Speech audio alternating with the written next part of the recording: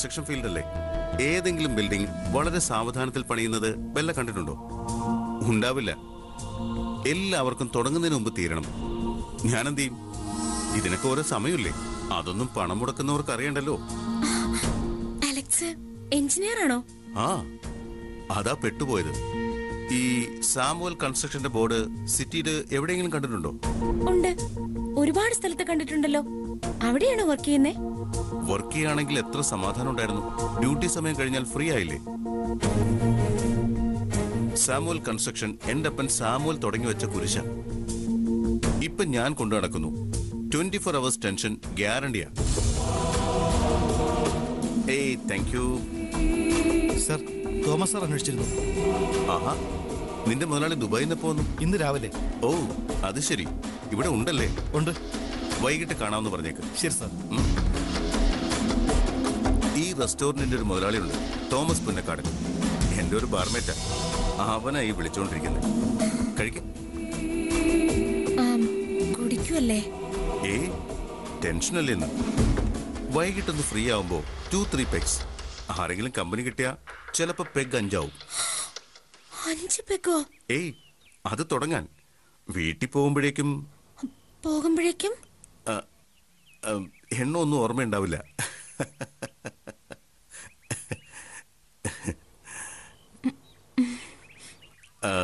ചുമ്മാ പറഞ്ഞ കേട്ടോ. വല്ലപ്പോഴും മാത്രം 2 on the rocks, that's all. ഞാൻ വല്ലാതെ ഓവർടോക്ക് ചെയ്തു അല്ലേ? ഏയ് ഐ ആം സോറി. ഏയ് കഴിക്കേ. ആട്ടെ, ബെല്ല എന്ത് ചെയ്യുന്നു? ഒരു കോഴ്സിന് ചേർന്നിരുന്നു. കംപ്ലീറ്റ് ആയപ്പോ ചെറിയൊരു ബ്രേക്ക് എടുക്കണമെന്ന് തോന്നി. ഇപ്പൊ അതാ അവസ്ഥ.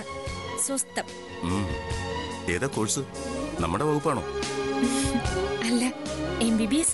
റാങ്ക് ഉണ്ടായിരുന്നു. റിയലി? കൺഗ്രാറ്റ്സ്. Thank you. അപ്പോ ഒരു കുട്ടി ഡോക്ടറാണ് എന്റെ മുമ്പിൽ ഇരിക്കുന്നത് അല്ലേ?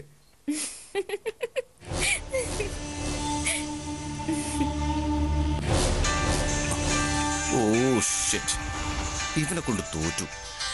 സമാധാനമായിട്ട് ജ്യൂസ് കുടിക്കാനും സമ്മതിക്കില്ല. അവനെ അസൂയ. ഞാനൊരു സുന്ദരി പെണ്ണുമായിട്ടിരുന്ന് സൊള്ളുകയാണെന്നാ അവന്റെ വിചാരം. അപ്പൊ പിന്നെ നമുക്കങ്ങ് പിരിഞ്ഞാലോ? ഓക്കേ. ഓക്കേ. ഫോൺ ചെയ്യാം, തീർച്ചയായിട്ടും ചെയ്യാലോ. അതല്ല, എന്റെ phone. Oh, I am extremely sorry. ഇതാ എന്റെ കുഴപ്പം. എല്ലാം പെട്ടെന്ന് മറക്കും. ദാ ബെല്ലയുടെ ഫോൺ. ഈ ഫോണിനൊരു താങ്ക്സ് പറയണം. അതെന്തിനാ? അല്ല, ഈ ഫോൺ എന്റെ കാറിൽ മറന്നു വെച്ചുകൊണ്ടാണല്ലോ നമുക്ക് തമ്മിൽ കാണാൻ പറ്റിയത്.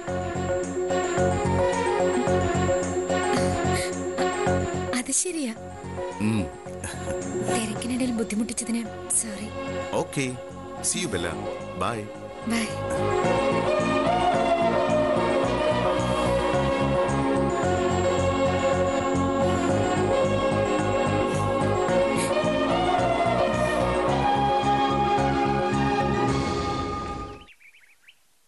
ആരാ അത്? ബാസ്റ്റിൻ ഇതിനു മുമ്പ് അവനെ കണ്ടിട്ടുണ്ടോ?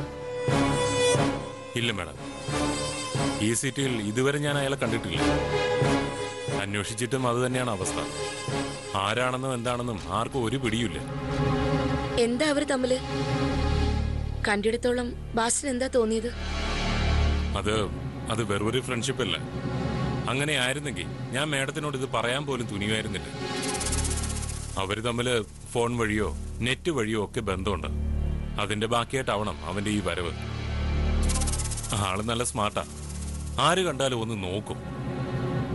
ബെല്ല അതിലും മതിമറന്നിരിക്കും പോലെയാ എനിക്ക് തോന്നിയത്.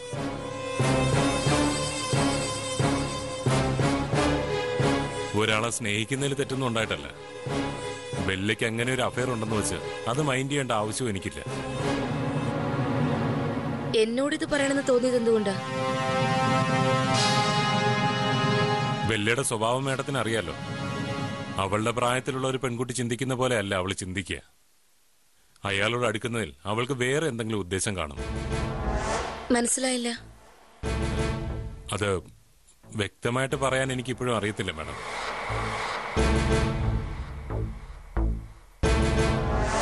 സ്നേഹം നടിച്ച് അവനെ പാട്ടിലാക്കി എന്തെങ്കിലും നേടാൻ അങ്ങനെ ആവാലോ. ആള് ബെല്ലയായതുകൊണ്ടാണ് ഈ പറയുന്നത്. പറയുമ്പോ മേഡത്തിന് വിഷമം തോന്നരുത്. ബെല്ലയ്ക്ക് ഈ ലോകത്ത് ആരോടെങ്കിലും ആത്മാർത്ഥമായിട്ട് സ്നേഹം ഉണ്ടാവുമെന്ന് എനിക്ക് തോന്നുന്നില്ല. അങ്ങനെ ആരോടെങ്കിലും കാണിച്ചിട്ടുണ്ടെങ്കിൽ അത് വലിയ പ്രശ്നത്തിലേ അവസാനിച്ചിട്ടുള്ളൂ. സൂര്യനാരായണന്റെ കാര്യം ആരും മറന്നിട്ടില്ലല്ലോ. ഇവളിതെന്തിനുള്ള പുറപ്പാടാ? വലിയ കാശുകാരനാണെന്നാ തോന്നുന്നത്. ഇനി അതാവോ ലക്ഷ്യം?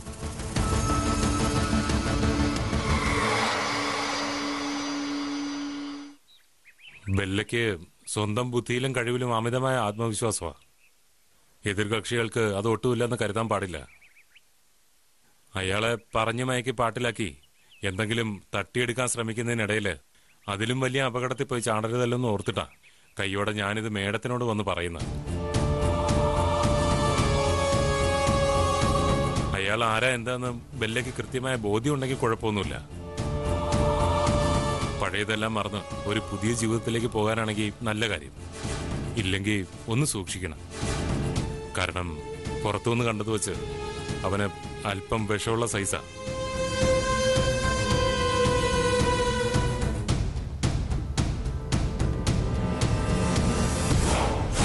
മാഡം എന്തായാലും ഒന്ന് ശ്രദ്ധിച്ചോണം.